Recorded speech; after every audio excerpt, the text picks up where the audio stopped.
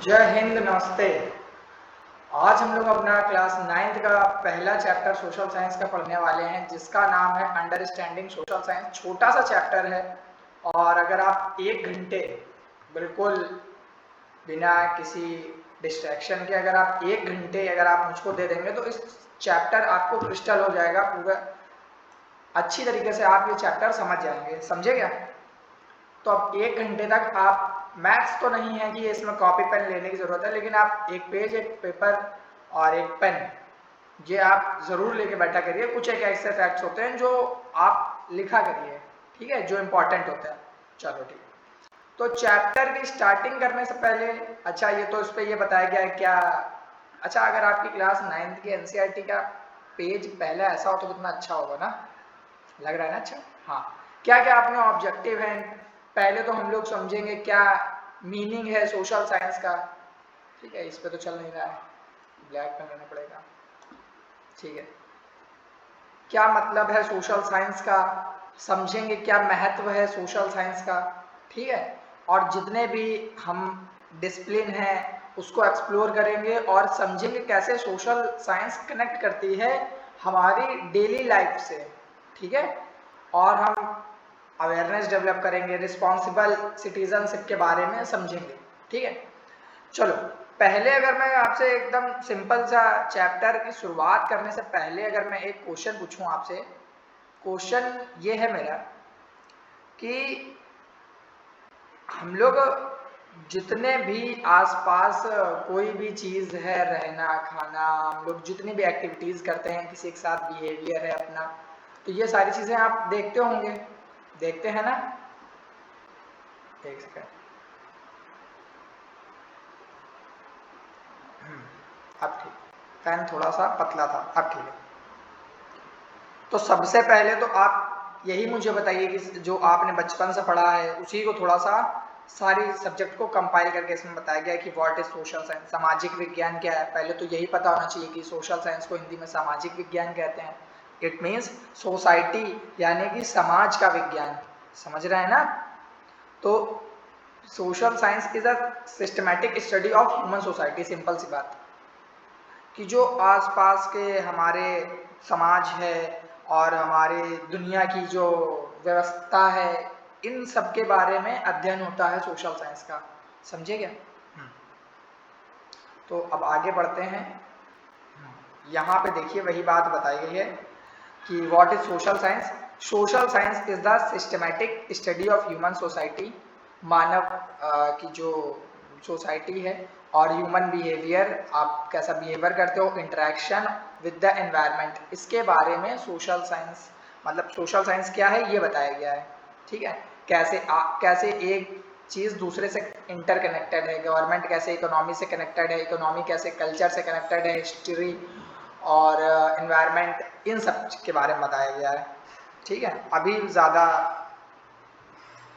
बातें नहीं, अभी बस बेसिक बेसिक सी बातें बस पूछते जाएंगे तो आप उनका जवाब करते रहिएगा। ठीक है, तो पहले अगर यही बात मतलब कि यही पूछें कि सोसाइटी में रहते थे हम लोग, ठीक है, तो अगर एक सोसाइटी को बनने के लिए सबसे पहले क्या लोग ज़रूरी हैं, तो आप कहोगे सबसे पहले तो पर्सन ज़रूरी हैं, यानी पीपल, लोग ज़रूरी हैं पहले ना, कि जो लोग होंगे वही तो सोसाइटी बनाएंगे।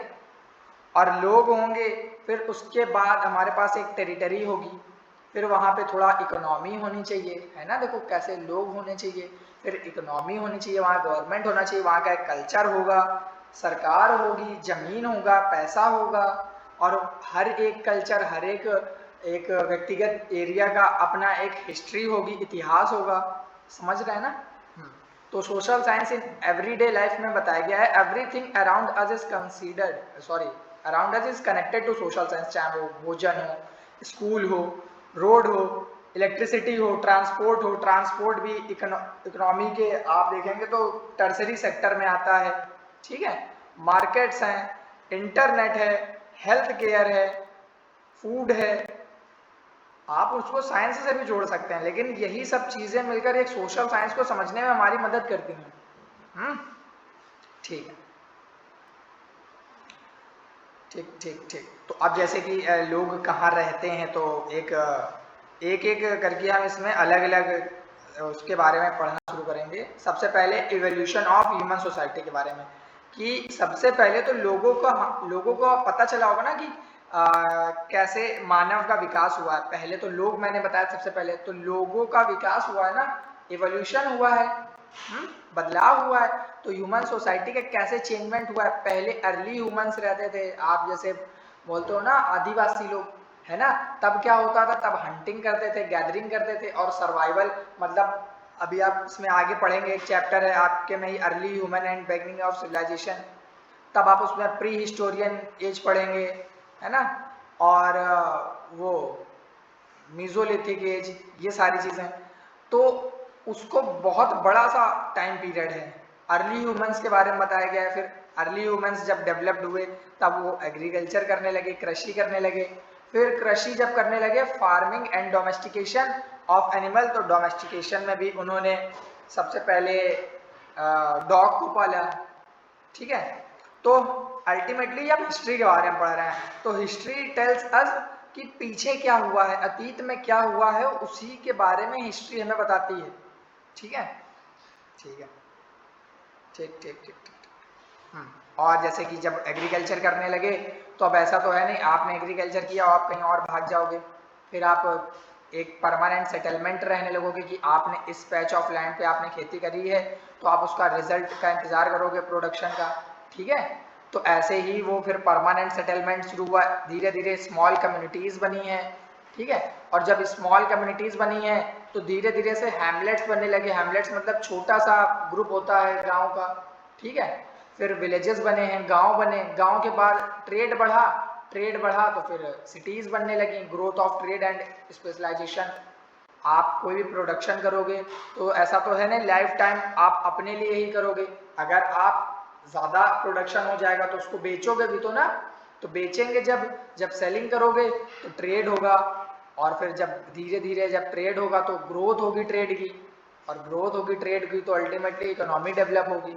फिर स्पेशलाइजेशन इसी के बारे में बताया गया। फिर ये है सिटीज़, फिर सिविलाइजेशन के बारे में, फिर सिविलाइजेशन से ही मॉडर्न सोसाइटीज़ बनी हैं। सिविलाइजेशन के बारे में आप उसमें पढ़ेंगे, हड़प्पन सिविलाइजेशन, जिसको इंडस वैली सिविलाइजेशन के नाम से जाना जाता है, ठीक है। तो कैसे कैसे क्या क्या हुआ, अभी तक बेसिक सी बातें हम लोगों ने समझने की कोशिश करी है, तो आई होप अभी तक आप लोगों को समझ में आया होगा, ठीक है। तो पहले तो यही बताया कि जो सोशल साइंस, अच्छा ये बताना भूल गए थे कि जो सोशल साइंस है इसकी मेन ब्रांचेस कितनी हैं, मेन 4 ब्रांच हैं, मेन 4 ब्रांच हैं।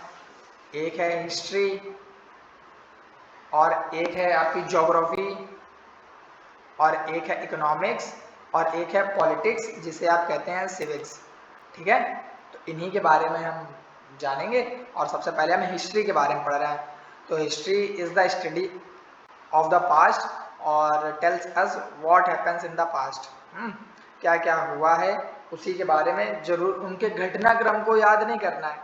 हिस्ट्री का मतलब केवल ये नहीं कि आप डेट्स और घटनाएं याद करिए, है ना, क्या क्या कैसे कैसे हुआ है, क्यों हुआ है, कैसे हुआ है, और उसका क्या रिजल्ट हुआ है, ये सब चीज़ें हमें हिस्ट्री से पढ़ने को मिलती हैं, ठीक है।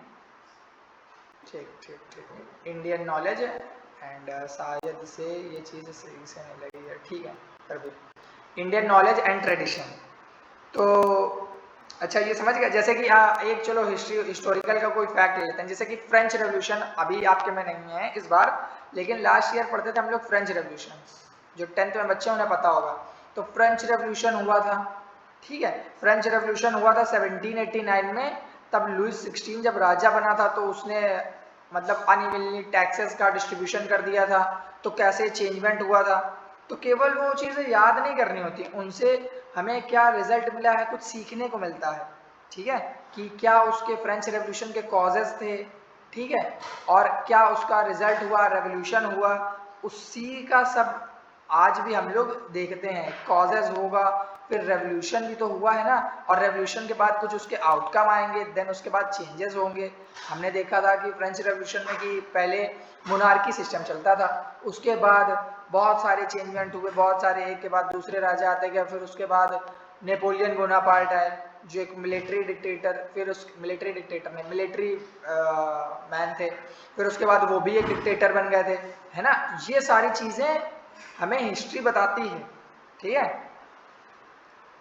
तो हिस्ट्री क्या है एक्चुअल में, जो पास्ट के इवेंट्स के बारे में बताती है। ये इंडियन नॉलेज ट्रेडिशन के उसके बेसिस पे ये बताया गया है कि वो 5 तत्व हैं जो मेनली बहुत ज़्यादा इम्पॉर्टेंट हैं, जो रिलेशनशिप बिटवीन ह्यूमन लाइफ और नेचर के बारे में बताते हैं। एक है पृथ्वी, वाटर, अग्नि, वायु और आकाश, यानी कि earth, water, fire, air and space.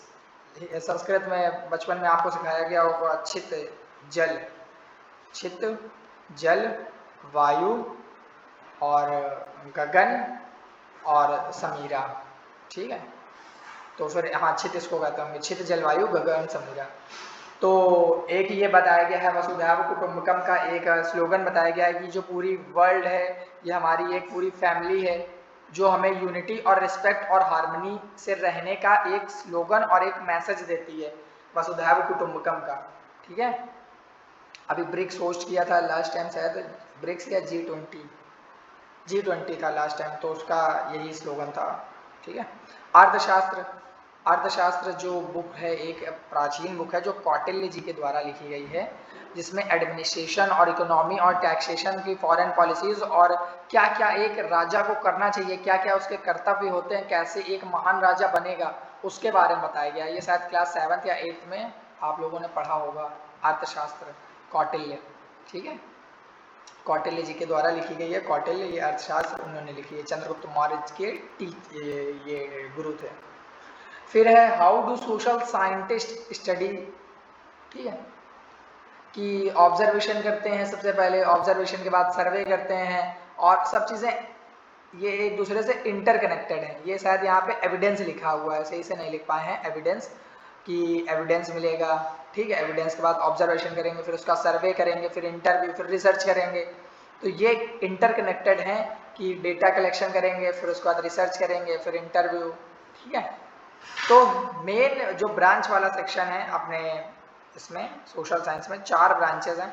एक है ज्योग्राफी, हिस्ट्री, पॉलिटिकल साइंस और इकोनॉमिक्स। ज्योग्राफी हमें क्या बताती है, जो लैंडफॉर्म्स हैं, अर्थ की कैसा एनवायरनमेंट है, कैसा रिलेशनशिप है लोगों का उनके आसपास के नेचर से, उसके बारे में ज्योग्राफी बताती है, कैसा क्लाइमेट है, कैसी लैंडफॉर्म है, एटसेट्रा एटसेट्रा। हिस्ट्री क्या बताती है, जो पास्ट के इंसिडेंट हैं और कैसे ओवर द टाइम पीरियड लोग चेंज हुए हैं, कैसे युद्ध की नीतियां हैं, क्या कारण थे, क्या उसके परिणाम हुए हैं, ठीक है, ये हिस्ट्री बताती है।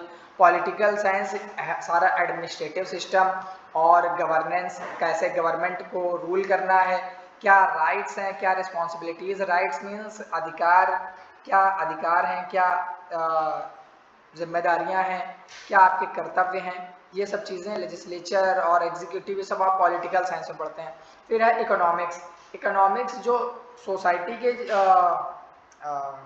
कहाँ से प्रोड्यूस मतलब प्रोडक्शन हो रहा है, कैसे डिस्ट्रीब्यूट हो रहा है, कहाँ पे क्या रिसोर्सेज मिल रहे हैं, ठीक है, ये सब चीज़ें हम इकोनॉमिक्स वाले टर्म में पढ़ते हैं, समझे क्या।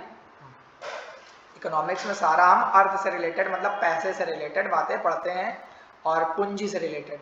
तो एक एक करके थोड़ा सा पढ़ने की कोशिश करेंगे। ज्योग्राफी के बारे में पढ़ रहे हैं सबसे पहले कि व्हाट इज ज्योग्राफी।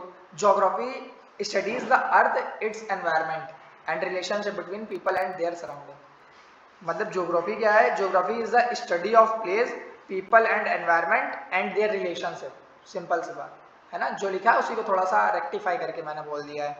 मतलब कि ज्योग्राफी जो हम लोग जिस स्थान पर रहते हैं और आसपास का जो पर्यावरण है और उनके बीच के जो संबंध हैं उसके बारे में बताता है। सिंपल सी बात है ना, क्लाइमेट, वेदर, लैंडफॉर्म्स, प्लेट्यूज और माउंटेन्स, कहाँ पे डेजर्ट है, ये सब चीज़ें ज्योग्राफी तो हमें बताता है ना, बचपन से आप लोगों ने पढ़ी होगी। सिंपल सी बात है। ज्योग्राफी में हम लोग लोकेशन एंड डिस्ट्रीब्यूशन के बारे में पढ़ते हैं, जैसे इंडिया का एरिया कितना है, इंडिया का लोकेशन कहाँ पे है, क्या एशिया है, क्या कॉन्टिनेंट है, ये सब चीज़ें। लैंड फॉर्म्स एंड क्लाइमेट के बारे में पढ़ते हैं, नेचुरल रिसोर्सेज के बारे में पढ़ते हैं, क्या नेचुरल रिसोर्सेज हैं, ठीक है, क्लाइमेट है, सॉयल है, मिट्टी है और नेचुरल वेजिटेशन है। रिसोर्सेज, रिसोर्सेज मीन्स जो संसाधन होते हैं, प्राकृतिक संसाधन, जैसे आयरन है, कोल है, नेचुरल रिसोर्सेज में। एनवायरनमेंट और इकोसिस्टम के बारे में पढ़ते हैं। एनवायरनमेंट मीन्स पर्यावरण, ठीक है। और क्या है, मैप्स और स्पेशियल टूल्स के बारे में पढ़ते हैं। मैप्स के बारे में आप पढ़ते हो कि ये मैप में ही हमें बताता है कि कहाँ पे कौन सा देश लोकेट है, ठीक है, कहाँ पे किसकी कितनी डिस्टेंस है। ह्यूमन एनवायरमेंटल और इंटरेक्शन के बारे में पढ़ते हैं, ठीक है। लेकिन ज्योग्राफी का सिंपल सा मतलब ये नहीं कि आपने जैसे कि अगर सपोज हम लोग इंडिया के मैप के बारे में पढ़ रहे हैं तो आपने केवल ये याद कर लिया कि कहाँ पे कौन सा देश है, समझ रहे हो ना, और कहाँ पे कौन सा स्टेट है। ज्योग्राफी हमें बहुत चीज़ें बताती है। जैसे कि अगर मैंने ये इंडिया का मैप बता दिया तो वैसे तो अच्छी बात है कि अगर आपको याद है कि कहाँ पे कौन सा, लेकिन जैसे कि यहाँ पे हिमालयन रेंज है, ठीक है, तो क्या क्या कॉजेज हैं, जैसे कि आप उसको 3D विजन से देखने की कोशिश करेंगे तो अगर हिमालय नहीं होगा तो यहाँ से जो साइबेरियन की जो कोल्ड वेव्स हैं वो आ जाएंगी यहाँ पे, और फिर उसके चलते यहाँ का जो क्लाइमेट है ये और ठंडा हो जाएगा। और ये वाली जो साइबेरियन वेव्स हैं, कोल्ड वेव्स, ये इस तरफ आएंगी। और अगर यहाँ पे ये जो अरावली हिल्स है गुजरात से लेके जो दिल्ली तक है, अगर ये अरावली हिल्स नहीं होगी तो यहाँ पे जो यहाँ से जो आने वाली लू है या गर्म हवा है, रेत मरुस्थलीय हवा है, वो इस तरफ सब जाके हिमालय रीजन पे पड़ेगी जाके, फिर वो पिघलेगा। ऐसे पढ़ा जाता है ज्योग्राफी को, मजा आना चाहिए, समझ रहे हैं। केवल आपको लोकेशन नहीं याद करनी है, नेचुरल वेजिटेशन क्या है, पॉपुलेशन क्या है, पॉपुलेशन भी टॉपिक ज्योग्राफी का ही होता है, ठीक है, ठीक है, समझेगा। तो अगर जैसे कि एक चलो मैं क्वेश्चन पूछता हूँ सिंपल सा कि हम लोग यहाँ पे, अगर मैंने जैसे कि ये इंडिया का मैप बनाया था तो हम लोग यहाँ पे ही जैसे कि ये बनाने की कोशिश करें, ठीक है, तो हम लोग यहाँ पे ही क्यों सबसे ज़्यादा करते हैं खेती बाड़ी, है ना।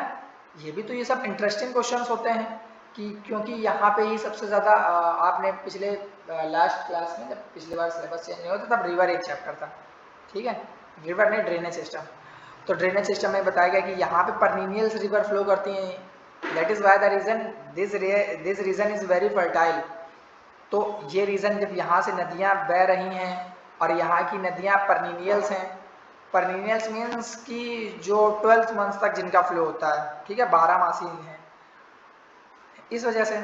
खैर हम हर एक सेक्शन को थोड़ा टाइम देंगे वरना तो फिर टाइम हो जाएगा, ठीक। तो ज्योग्राफी में केवल हमें यही नहीं पढ़ना है कि कहाँ पे क्या प्रॉब्लम्स हैं और कहाँ पे कौन सी मैप है, कहाँ पे कौन से मैप हैं, कि क्योंकि यहाँ पे मैंने पूछा कि गंगेटिक प्लेन्स पे ही हम लोग क्यों करते हैं, इस रीजन को हम लोग गंगेटिक प्लेन्स कहते हैं, नाम भी इसी वजह से दिया गया है, पेनिनसुलर रीजन हम लोग इसको कहते हैं। और पेनिनसुलर रीजन को ही हमने डिवाइड कर रखा है, इधर भी है थोड़ा सा, ठीक है, इसको डेक्कन प्लेट्यू कहते हैं जो ट्रायंगुलर है, और ये जो यहाँ पे है इसको हम लोग सेंट्रल हाईलैंड कहते हैं, समझे क्या। इस तरीके से थोड़ा पढ़ेंगे तो मजा आएगी, ठीक, क्योंकि वहाँ पे अवेलेबिलिटी ऑफ वाटर है, इस वजह से। अब ज्योग्राफी के बाद पढ़ेंगे हम लोग थोड़ा हिस्ट्री के बारे में, ठीक है। हिस्ट्री के बारे में पढ़ेंगे तो हिस्ट्री में अभी हमने आपको बताया कि हिस्ट्री का, जैसे कि हिस्ट्री में हम पढ़ते क्या है, हमेशा हम लोग history is the study of human of past, की जो मानव के द्वारा जो भी घटनाक्रम हो रहा है, जैसे आज भी कल हिस्ट्री बन जाएगा। जैसे कि अभी कुछ रेवोल्यूशन हुआ था, अभी सीजेपी ने प्रोटेस्ट किया अभी पार्लियामेंट पे, हाँ, और ये जो पेपर लीक पे मुद्दे चल रहे थे, ये भी कल को हिस्ट्री ही तो बनेगा कि एजुकेशन मिनिस्टर ने अपना रेजिग्नेशन दे दिया था, ये भी हिस्ट्री बन गया है। तो history is the study of human past, it help us the understand how society evolve, कैसे सोसाइटी इवॉल्व हुई है और कैसे पास्ट बदला है प्रेजेंट में, ये हमें बताती है, ठीक है। पास्ट का सिस्टमैटिक स्टडी है और पास्ट के बेसिस पे हम कैसे प्रेजेंट को सही कर सकते हैं, है ना, पास्ट से हमें चीजें सीखनी चाहिए, ठीक। एक सेकंड, बस ये माइक को हम इस तरफ लगा लें, एक सेकंड, ठीक। हाँ, सिविलाइजेशंस हैं, कल्चर हैं, और क्या है, राजाओं के बारे में, एम्पायर्स के बारे में, और इवेंट्स, बहुत सारे इवेंट्स जैसे कि जलियांवाला बाग है, 13 अप्रैल 1999 जलियांवाला बाग, क्लास 10th में आएंगे तब पढ़ेंगे आप, ठीक है, ये भी एक इवेंट्स है। तो उससे हमें सीखने को मिलती, क्यूरोसिटी डेवलप होती है कि क्या क्या हुआ था, सोसाइटी कैसी थी, इकोनॉमी और डेली लाइफ उस टाइम पे कैसी थी, कैसा फ्रीडम मूवमेंट्स के बारे में हमें पढ़ने को मिलता है, ठीक है। तो हिस्ट्री एक्चुअल में हमें ये डेवलप कराती है हमारी साइंटिफिक थिंकिंग कि कोई भी इंसिडेंट हुआ तो सबसे पहले कि मतलब कि क्या हुआ, है ना, कि क्या हुआ था ऐसा, कि क्या कारण है, और क्या के बाद भाई क्यों हुआ, उसके पीछे भी तो कारण होना चाहिए। क्या हुआ था और क्यों हुआ था, और मीन्स कि कैसे हुआ कोई भी काम, जैसे कि ये हुआ जलियांवाला बाग इंसिडेंट, या कोई भी आप देखो भारत को आज़ादी मिली तो कैसे मिली, और हाउ के बाद आप देखेंगे, हाउ के बाद उसका आउटकम यानी कि उसके रिजल्ट के बारे में आप देखते हैं कि रिजल्ट में क्या हुआ है ना, और रिजल्ट के बाद क्या क्या चेंजमेंट आए हैं, ये सब हमें हिस्ट्री से ही तो देखने को मिलते हैं, है ना। ठीक है, very good. Continuity and change, और learn from the past build the future, कि हम लोग पास्ट से सीख के अपना प्रेजेंट सही करें और फ्यूचर को एक अच्छा डेवलप कर सकें। फिर हिस्टोरिकल के कुछ सोर्स बताए गए हैं कि कैसे हम कोई भी हिस्टोरिकल बात है तो उस पर हम कैसे बिलीव करें। तो डिफरेंट टाइप्स ऑफ सोर्स हैं, आप देख होंगे लिटरेरी सोर्स है, और लिटरेरी सोर्स में हम लोग आर्कियोलॉजिकल डिपार्टमेंट यानी कि पेन नहीं दिख रहा है क्या, आर्कियोलॉजिकल में हम उन सब चीज़ों को कंसिडर करते हैं जो जैसे कि टूल्स हैं, ठीक है, मटके मिल गए या पुराने ज़माने की आपको कोई घड़ी मिल गई, तो ये सब आर्कियोलॉजिकल एक डिपार्टमेंट है जो भारतीय पुरातत्व विभाग, ठीक है, जो यही सब पुरानी जितने भी ऐसी चीज़ें हैं उन पे रिसर्च करता है कि कितना हम लोग कार्बन डेटिंग मेथड से हम लोग बताते हैं कि कौन सी चीज़ कितनी पुरानी है, इससे हमें पता चलता है, ठीक है। मॉन्यूमेंट्स हैं, टूल्स, पॉटरी हैं, स्क्रिप्चर्स हैं, और एक्सकवेटेड साइट्स हैं, जैसे कि हड़प्पन सिविलाइजेशन में आपने देखा साइट्स मिलती थी, ठीक है। और लिटरेरी सोर्स में हम क्या मानते हैं कि बुक्स किसी ने लिखी है, मैन्युस्क्रिप्ट्स मतलब हस्तलिपि होती है, ठीक है। और ट्रेवलॉग्स मीन्स कोई यात्री होते थे ना, एक जगह से दूसरी जगह पर यात्रा करते थे, लेटर्स थे और डायरीज थी, तो ये सब चीज़ें हमारे लिटरेरी सोर्स में आते हैं कि हमारे पास एक लिखित हमारे पास सोर्स है कि हम कैसे और क्यों बिलीव करें। और ये आर्कियोलॉजिकल सोर्स है कि कोई चीज़ कितनी पुरानी है तो फिर हमें बिलीव करना पड़ेगा ना। एपिग्राफिक सोर्स ये है कि कोई भी चीज़ इंस्क्रिप्शन पे लिखी हुई है, पत्थरों पे किसी ने आपकी भाषा में बोले तो गुदवा देते हैं ना, पत्थरों पे शिलालेख, जैसे रॉक एडिट्स, अशोक के रॉक एडिट्स हैं, तो उन्होंने अपनी प्रेज लिखवाई। कोई अगर राजा पहले के टाइम पे हुआ, ठीक है, और उसने अपने सिक्के चलवा दिए, है ना, तो ये सब चीज़ें। पिलर इंस्क्रिप्शन जैसे अशोक ने करवाया, कॉपर प्लेट्स और इंस्क्रिप्शन। फिर क्या है, न्यूमिस्मैटिक सोर्स मतलब कि जो सिक्कों और कोई भी रुपया है ना पहले के टाइम का, उसके बेसिस पे सोर्स के बारे में बताया गया है। जैसे क्वाइंस हैं, सिक्के पहले के टाइम पे चलते थे, तो ऐसा तो नहीं कि लोग एकदम से मर गए सारे। करेंसी है, मेडल्स हैं, सील्स हैं, इन सब के बारे में बताया गया है, ठीक है। ठीक। फिर हम उसके बाद पढ़ेंगे,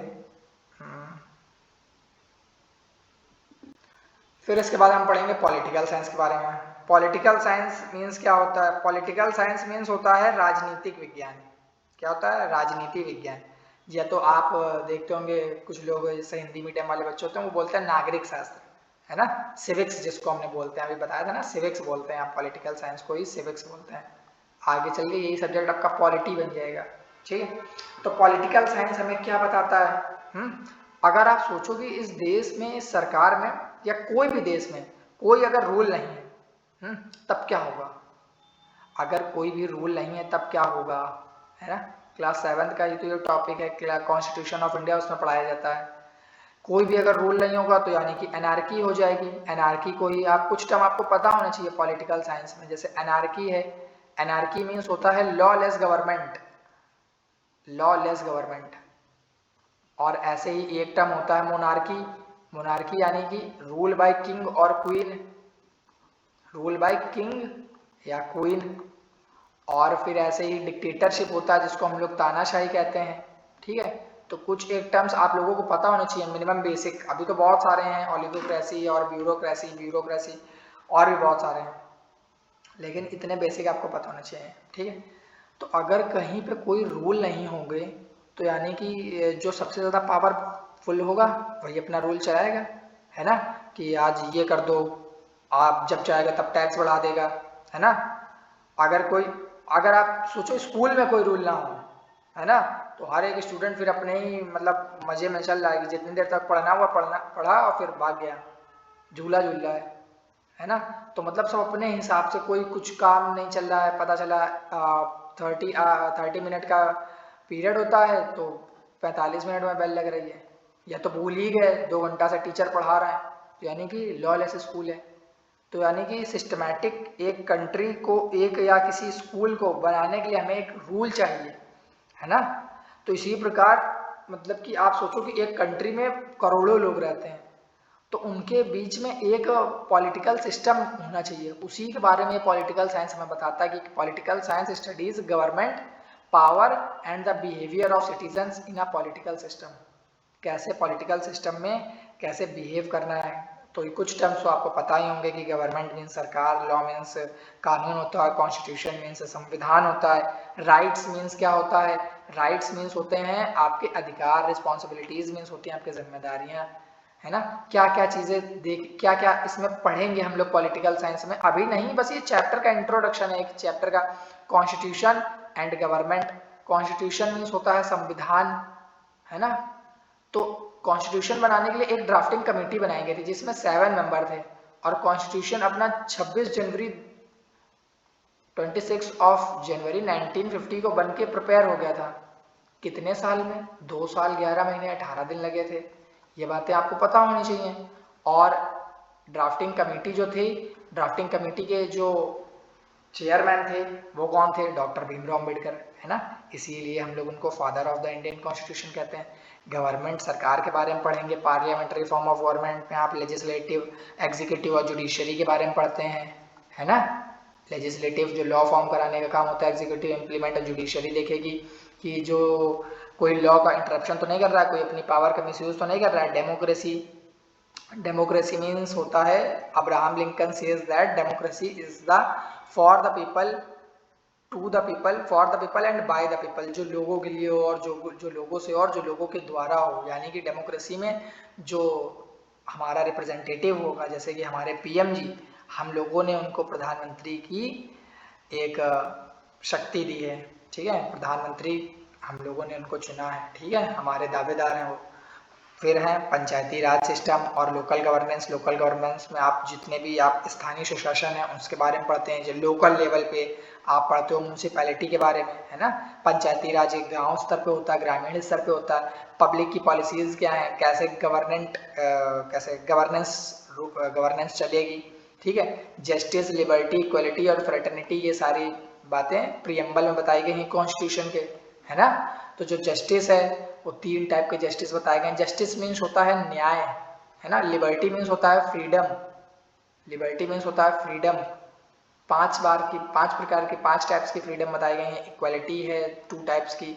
फ्रेटर्निटी 1 टाइप की बताई गई। फ्रेटर्निटी मीन्स होती है ब्रदरहुड, ठीक है। फ्रेटर्निटी मीन्स होता है ब्रदरहुड, कि आपको ब्रदरहुड बना के रखना है पूरे देश में, आक्रामकता नहीं फैलानी है, कि लड़ाई नहीं करनी है। तो फ्रेटर्निटी मीन्स क्या होता है? ब्रदरहुड। 1 टाइप का बताया गया। प्रीएम्बल का भी आप खोल के देखेंगे कॉन्स्टिट्यूशन का पहला पेज, उस पर बताया गया। प्रीएम्बल क्या है? एक ओवरव्यू है जो कॉन्स्टिट्यूशन का ओवरव्यू देती है कि क्या क्या कॉन्स्टिट्यूशन में लिखा हुआ है, ठीक है। जैसे एक मूवी से पहले ट्रेलर आता है ना, वही चीज़। फिर है इकोनॉमिक्स के बारे में बताया गया है। फिर अभी हम आगे पढ़ेंगे इसके बारे में और डिटेल में पढ़ेंगे, ज़्यादा नहीं अभी डेप्थ में बताएंगे वरना तो फिर बहुत ज़्यादा हो जाएगी।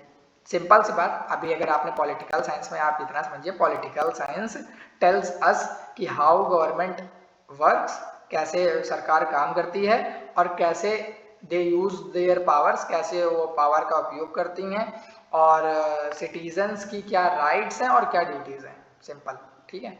अब पढ़ते हैं इकोनॉमिक्स की तरफ। ज़्यादा डिटेल में एक को नहीं पकड़ के चलेंगे वरना देर हो जाएगी। इकोनॉमिक्स, इकोनॉमिक्स को हम लोग कहते हैं हिंदी में अर्थशास्त्र। अर्थशास्त्र से आप ये समझिए, सिंपल सी बात, कि अगर आपके पास मैं बोल दूं कि 500 रुपये हैं, ठीक है, 500 रुपये में आपको, आपका नया एडमिशन हुआ है, आपको बुक्स भी खरीदनी है, ठीक है, आपको शूज़ भी खरीदने हैं, और आपको बुक्स, शूज़ और आपको पेन, कॉपी, ये सब भी खरीदना है, ठीक है, और आपको ड्रेस भी सिलवानी है। लेकिन 500 रुपये में ये सारी चीज़ें आप नहीं कर पाएंगे। 500 रुपये में आप ये सारी चीज़ें नहीं कर पाएंगे, समझे क्या?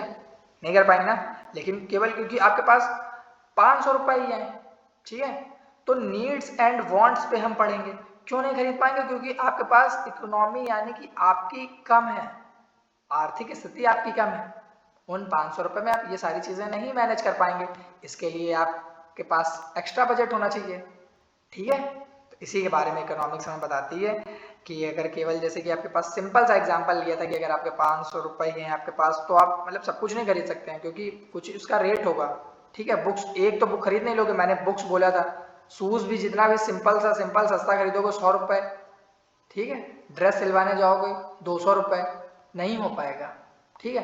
तो नीड्स एंड वांट्स के बारे में, रिसोर्सेज और उनके यूज़ के बारे में हम इस चैप्टर में पढ़ते हैं, सिंपल सा, समझिए कि नीड्स एंड वांट्स क्या है, रिसोर्सेज कहाँ मिलते हैं और क्या क्या उनके यूज़ हैं। रिसोर्सेज आप समझते हो ना, संसाधन जो हमारे, जिनका हम उपयोग करते हैं। प्रोडक्शन कैसे होता है, ठीक है। आप इसमें इकोनॉमिक्स में ही कुछ सेक्टर पढ़ते हैं प्रोडक्शन के, ठीक है। एक होता है प्राइमरी सेक्टर, एक होता है सेकेंडरी सेक्टर और एक होता है टर्सरी सेक्टर। प्राइमरी सेक्टर में आप सीधे जैसे खेती करते हैं, है ना, एग्रीकल्चर है, फॉरेस्ट्री है, ये सब आता है इसमें। प्राइमरी यानी कि प्राथमिक चीज़ है लाइफ की। फिर इसके बाद आप खेती किसानी कर लेंगे, सपोज आपने गेहूं का खेती करी, तो गेहूं की खेती करना प्राइमरी सेक्टर में है। फिर गेहूं की खेती करने के बाद गेहूं से आप आटा अगर बनवाएंगे, तो कुछ लोग पैकेट वाला आटा खाते हैं, तो वो उस गेहूं को आप किसी कंपनी को बेचेंगे और वो गेहूं से आटा बनाएंगे, ठीक है। तो फ्लोर बना दिया, और फिर फ्लोर बनाया, तो ये चीज़ कहाँ पे हुई? रॉ फॉर्म से कोई भी आपने फिनिश्ड गुड बनाया है, वो सब किसमें होगा? सेकेंडरी सेक्टर में। और सेकेंडरी के बाद टर्सरी सेक्टर होता है कि बेचने के लिए कोई आपके पास माध्यम चाहिए ना, कम्युनिकेशन, बैंकिंग एटसेट्रा, ठीक है, बस, कार, ये सब चीज़ें, एजुकेशन, ये सब इकोनॉमिक्स में आता है। कैसे डिस्ट्रीब्यूशन है रिसोर्सेज का, क्या कंजप्शन है, क्या मार्केट होती है, क्या प्राइस होता है। बहुत ज़्यादा अगर मैं बोल दूं कि महंगाई हो जाए, ठीक है, तो जैसे बहुत कोई एक गांव है जहाँ पर एसी, जैसे गर्मी आ गई तो सब लोग एसी खरीदने भागते हैं ना, तो जब एसी खरीदने भागते हैं तो एसी के रेट बढ़ जाते हैं, एसी के रेट बढ़ जाते हैं क्योंकि एसी का जो कंजप्शन है वो ज़्यादा है, और एसी की अगर मैं बोलूँ कि अगर डिलीवरी कम है तो उसके रेट बढ़ जाएंगे। लेकिन अगर पैरेलली अगर उसकी एसी की डिलीवरी भी बहुत ज़्यादा है, ठीक है, तो रेट एक मार्जिनलाइज रहेगा, बहुत ज़्यादा नहीं रहेगा। नेशनल इनकम के बारे में पढ़ेंगे, और नेशनल इनकम जीडीपी के बारे में, जिसको हम लोग ग्रॉस डोमेस्टिक प्रोडक्ट कहते हैं, कैसे ट्रेड होता है, क्या डेवलपमेंट होता है, इन सब के बारे में, है ना। रिसोर्स का हमें अगर यूज़ करना है तो वाइजफुली यूज़ करना है, क्योंकि रिसोर्सेज आर लिमिटेड। हम लोगों को फ्यूचर की जनरेशन के लिए भी रिसोर्सेज का यूज़ करना, मतलब बचाना है, ठीक है। ठीक ठीक, तो इकोनॉमिक्स में हमने बस इतना अभी तक जाना है कि economics tells us the how people use their limited resources to satisfy their needs।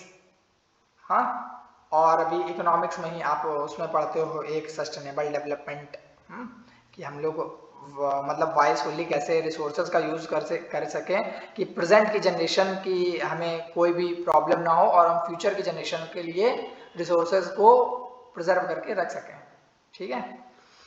ठीक ठीक ठीक, ठीक है। तो इकोनॉमिक्स में हम क्या समझे कि कैसे हमारी नीड्स एंड वांट्स क्या है, रिसोर्सेज क्या है, रिसोर्स का डिस्ट्रीब्यूशन, प्रोडक्शन, और फिर प्रोडक्शन के बाद डिस्ट्रीब्यूशन भी करोगे, और फिर कंजप्शन भी होता है, मार्केट में चीज़ें जाती हैं, फिर नेशनल इनकम पे रोल प्ले करते हैं, फिर ट्रेड और डेवलपमेंट हमारा बढ़ता है ना। ठीक है, तो अच्छा आप ये बताओ कि आइए जो जितने भी हमने सब्जेक्ट पढ़े ये सब अलग अलग है रियल लाइफ में, तो लेकिन ये सारे सब्जेक्ट, वैसे अगर आप सब्जेक्ट को बोलोगे तो सब्जेक्ट अलग अलग है, लेकिन रियल लाइफ में अगर आप देखोगे तो ये सब इंटरकनेक्टेड है, जुड़े हुए हैं। Interconnection of 4 disciplines, these 4 disciplines are interconnected and help us understand how understand society is holistic way. मतलब कि कैसे, जैसे कि मैं एक एग्जांपल ले लेता हूँ, अभी इससे नहीं, जैसे कि सपोज मान लीजिए एक कोई नदी है, ठीक है, बड़ी सी नदी है, तो ज्योग्राफी के टर्म्स में मैं पूछ लेता हूँ कि जैसे कि मैंने मान लिया कि कोई एक रिवर है, नदी है, तो ज्योग्राफी के टर्म में मैंने क्या कहा कि रिवर कहाँ है ना। ज्योग्राफी के टर्म में मैं पूछूंगा कि रिवर कहाँ है, ज्योग्राफी के टर्म में यही तो पूछूंगा कि रिवर कहाँ पे है और क्या क्या इसका फ्लो है ना। सपोज मैंने बोल दिया कि ये एक रिवर ऐसे फ्लो कर रही है, तो ज्योग्राफी यही तो पूछेगी कि कहाँ पे है, वेयर, और कहाँ कहाँ पे इसका फ्लो है, क्या इसका वॉल्यूम है, किन किन कंट्रीज से बहती है, क्या क्या इसके बेसिन एरिया पे। सिंपल सी बात, ज्योग्राफी यही तो पूछेगी, है ना। लेकिन अगर हिस्ट्री पूछेगी तो क्या पूछेगी कि जितने भी बैटल हुए सब रिवर के किनारे पे होते थे, क्यों, क्योंकि वहां पे बैटल्स होते थे, तो ऐसा तो है नहीं कि वो रिसोर्सेज इतने दिन का लेके चलते थे कि बहुत दिनों का। तो बैटल्स सारे रिवर के किनारे इसीलिए होते थे क्योंकि पानी वहां पे इजीली मिल जाएगा। तो जितने भी सिविलाइजेशंस डेवलप हुए हैं या जितने भी बैटल्स हुए हैं वो हिस्ट्री में आप देखेंगे वो सारे रिवर के बेसिन एरिया पे ही हुए हैं, ठीक है, रिवर के he developed near the river, ठीक है, क्योंकि रिवर के किनारे पे आपको पानी मिल जाएगा इजीली, आपको बहुत दूर जाना नहीं पड़ेगा, ठीक है। खाना तो आप इतने दिन का नहीं लेके चल सकते हो। तो हिस्ट्री और ज्योग्राफी के दो चीज़ें पढ़ ली, ठीक है, कि ज्योग्राफी क्या पूछेगी, हिस्ट्री क्या पूछेगी। फिर अब क्या है ज्योग्राफी हिस्ट्री, अब इकोनॉमिक्स। इकोनॉमिक्स पूछेगी कि कैसे रिवर मतलब कि ट्रेड में सहायता कर रही है ना, कि रिवर के हेल्प से हम कैसे ट्रेड में मतलब कि कैसे सपोर्ट मिल रहा है एग्रीकल्चर को, है ना। नदी जो है वो एग्रीकल्चर और ट्रेड को सपोर्ट करती है ना।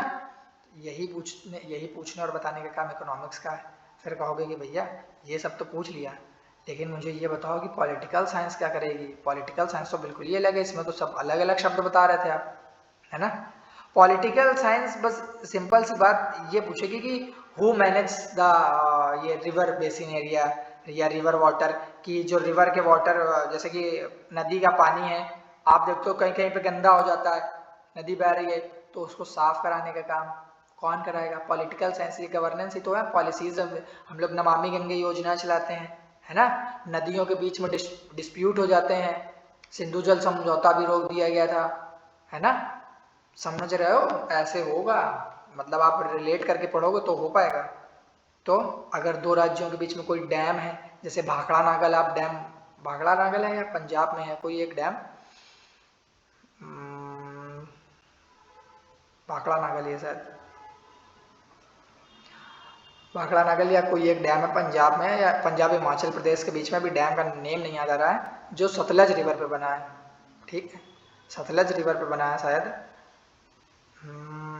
देखिएगा आप, तो उन दोनों के बीच में डिस्प्यूट है कि इधर का या उधर का, लेकिन जिसके पास ज़्यादा पार्ट होता है उसका हो जाता है। जैसे कि एक वो रिवर है, एक वेम्बांद रिवर है, वेम्बांद, है ना, वेम्बांद एक वो है, क्या कहते हैं उसको, नदी है, जो सबसे लंबी नदी है, हम्म, हाँ हाँ हाँ हाँ, नदी नहीं है शायद, लेक है, ठीक है।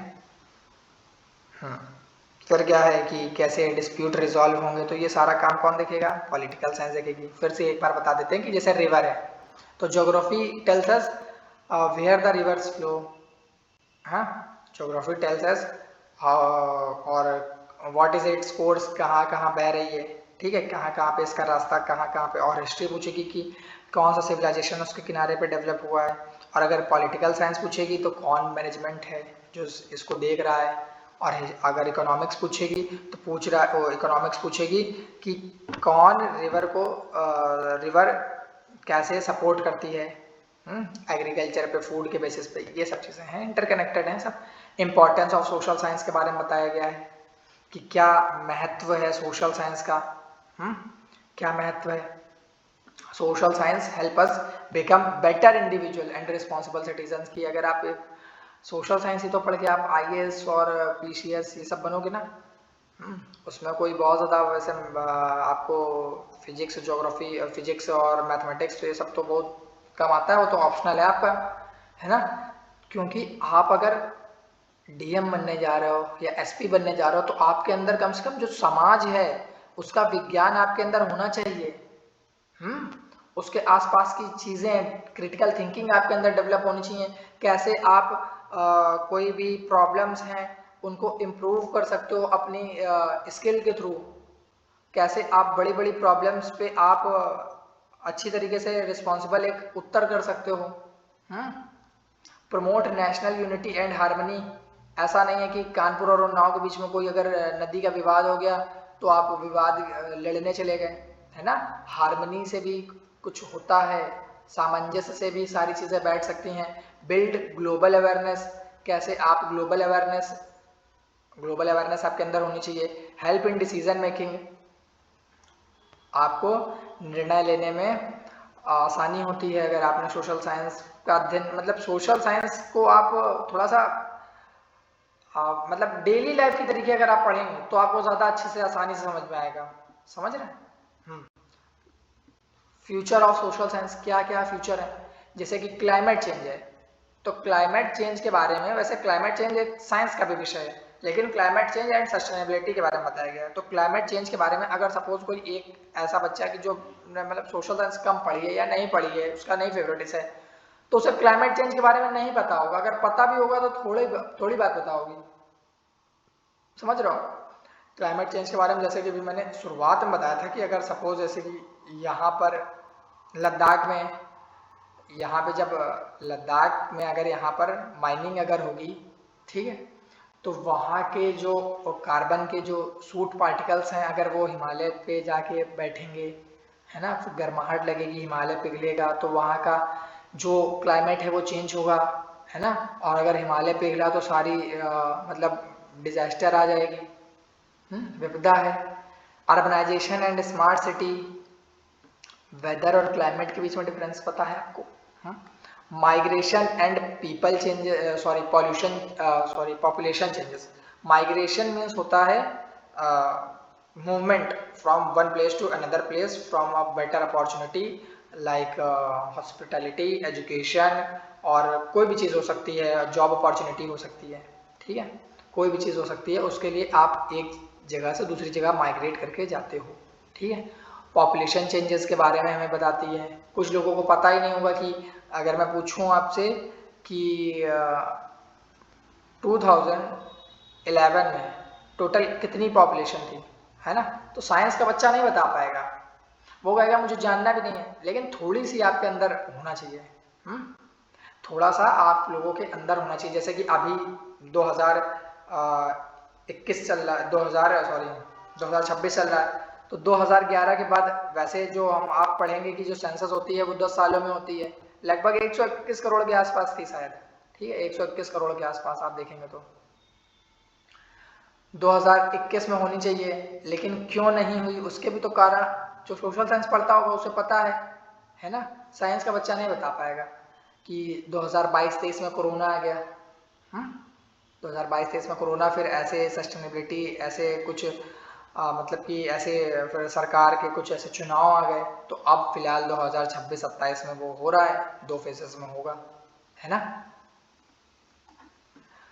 टेक्नोलॉजी और एआई के बारे में आपको फ्यूचर ऑफ सोशल साइंस के बारे में बताया गया कि टेक्नोलॉजी पे सपोर्ट करेंगे। Globalisation and international relation, globalisation में अगर आपको मेन भूमिका निभानी है तो आपको सोशल साइंस तो मिनिमम आनी ही चाहिए। ग्लोबलाइजेशन मीन्स कि आप कैसे दूसरे देश से इंटरकनेक्टेड हैं और आपका रिलेशन दूसरे देश से अच्छा है, समझे क्या। उसको ग्लोबलाइजेशन कहते हैं। आपकी ट्रेड कितने कितने देशों में हो रही है, इंटरनेशनल ट्रेड, आप किसी देश के साथ कर पा रहे हो या नहीं कर पा रहे हो, ये सब ग्लोबलाइजेशन का हिस्सा होता है, तभी आप बन पाओगे। जब ग्लोबलाइजेशन का अगर आप हिस्सा होंगे तभी आप कर पाएंगे, समझेगे। फिर है सोशल हार्मनी, कि आपको समाज में हार्मनी बना के रखनी है। कोई हिंदू मुस्लिम के बेसिस पे कोई अगर कुछ बोल दे स्टेटमेंट तो लड़ना नहीं है, भाईचारा बना के रखना है। ऐसा नहीं कि किसी ने कुछ बोल दिया तो पता चला भागे भागे फिर रहा उनके पीछे और लड़ाई कर रहे हो, ऐसा नहीं करना है। और कम्युनलिज्म वाली आइडियोलॉजी तो कभी डेवलप ही नहीं करनी है ना। कम्युनलिज्म वाली आइडियोलॉजी तो कभी डेवलप ही नहीं करनी है कि आप रिलीजन के बेसिस पे आप अपने ही धर्म को सुपीरियर बताओ, है ना। जो कम है, माइनर है, उनकी भी रिस्पेक्ट करो ना। सेकुलरिज्म आपके अंदर होना चाहिए, ये नहीं कि कम लोग हैं तो मार दो, है ना, या तो उनको दमन करके रखो उनका। समझ रहे हो आप। एक सेकंड,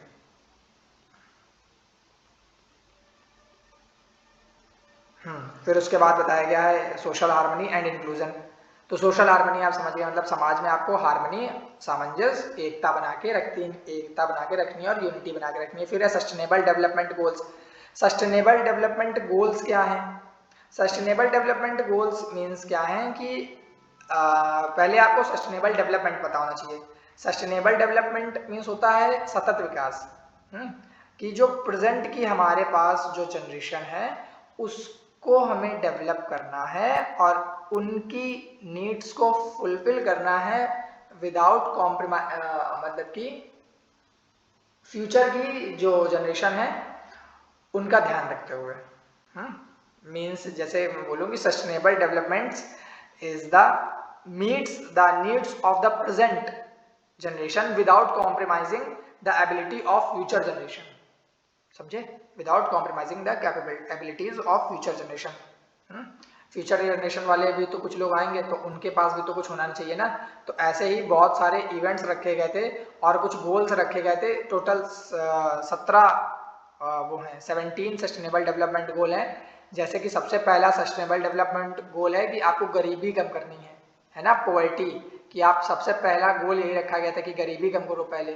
फिर दूसरे पे जब गरीबी कम कर दोगे तो आप खाने की बात करोगे कि भूख, तो यानी कि कम से कम भूख से कोई ना मरे, तो यानी कि जीरो हंगर, कि कोई भी एक भी भूखा व्यक्ति ना रहे।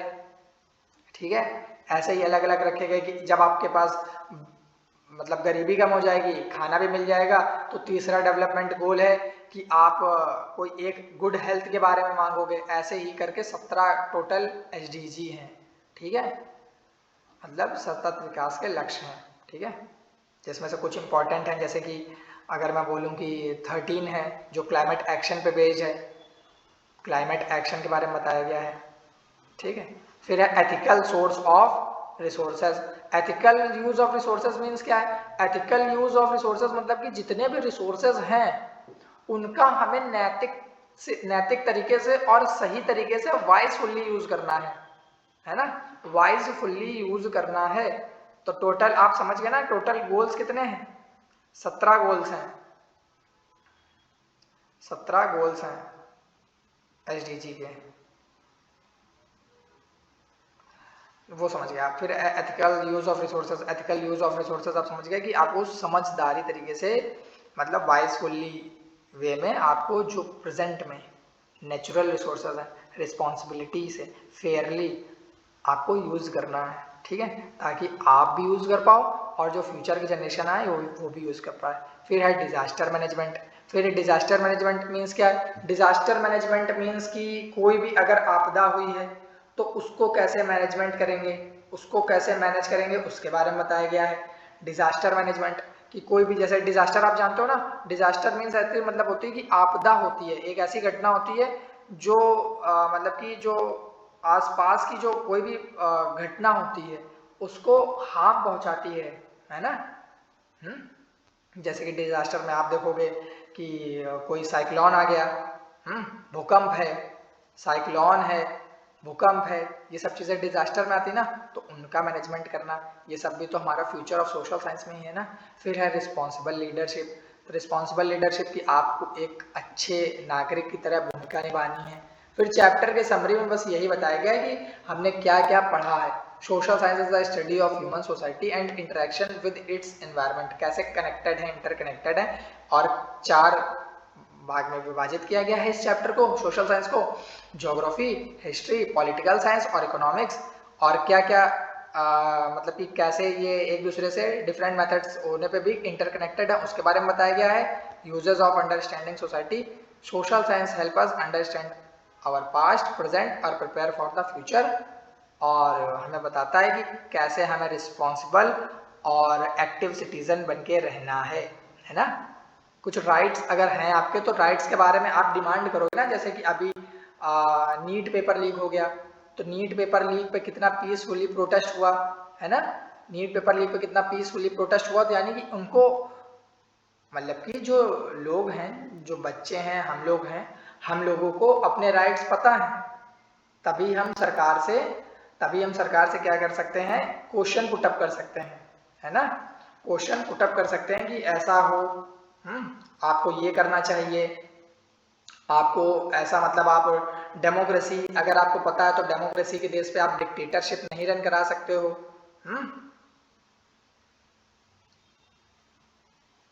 चलिए अब हम आपसे कुछ क्वेश्चन पूछते हैं, एक दो क्वेश्चन पूछते हैं। जैसे कि कहाँ पे पूछूं, जगह ये इधर ही है कि मतलब कि हम लोगों ने हिस्ट्री टेल्स अस व्हाट, यही पहला क्वेश्चन हो जाएगा। हिस्ट्री टेल्स अस व्हाट, या तो व्हाट इज हिस्ट्री, ये हो जाएगा।